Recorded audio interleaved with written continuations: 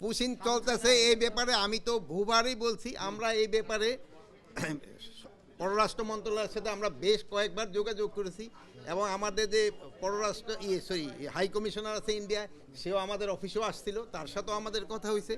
আমরা বলছি যদি আমাদের দেশের নাগরিক যদি ইন্ডিয়ায় থেকে থাকে তাহলে আমরা প্রপার চ্যানেলে পাঠাও, আমরা নিব। কিন্তু তাদের এই জঙ্গলের ভিতরে ফেলায় যাওয়া, নদীর উপরে ফেলায় দেওয়া, একটা লেকের উপরে ফেলায় যাওয়া, এটা কিন্তু কোনো সভ্য দেশের কিন্তু হওয়া উচিত না।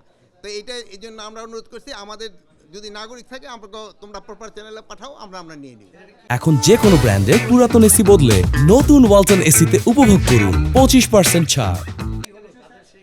এইটা ক্ষেত্রে তাগো আমরা বলে যাচ্ছি এবং আমি আপনাদেরও অনুরোধ করব আপনারাও এটা মিডিয়ায় বলতে থাকেন। আনুষ্ঠানিকভাবে এটা বলা হয়েছে, এটা পররাষ্ট্র মন্ত্রণালয় থেকে জানানো। কোর কমিটির সিদ্ধান্ত আগেই তো বললাম যে ঈদের শুভেচ্ছা বিনিময়, তো এটা এই জন্য একটু বেশি সময় লাগছে। হ্যাঁ, র্যাবের পোশাক পরে একটা যেই ঘটনাটা ঘটছে এটা নিয়েও আমরাও খুবই কনসার্ন। আমরা সর্বোচ্চভাবে চেষ্টা করতেছি এটার সাথে যেই জড়িত আমরা খুব যত তাড়াতাড়ি সম্ভব যেন আইনের আওতায় নিয়ে আসতে পারি। আমি তো লন্ডনের খবর আমি বলতে পারবো না, এটা হলো পররাষ্ট্র মন্ত্রণালয়। আইন শৃঙ্খলা পরিস্থিতি নির্বাচন কেন্দ্রিক বা যে কোনো সময়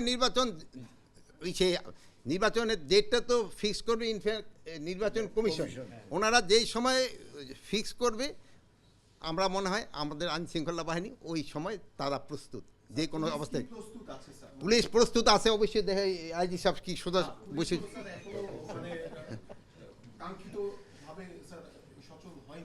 কে বললো সচল হয়নি? এখন শুনেন, এখন আপনারা সচল যদি ওই আগের 15 বছরের মতো ভাবেন, গেলে দুইটা পিট্টি মারলো পুলিশ খুব সচল, আমরা তো ওই পুলিশ চাচ্ছি না। আমরা তো মানবিক পুলিশ চাচ্ছি, যে না সবার সাথে ভালো ব্যবহার করে এবং জিনিস ভালোভাবে চলে।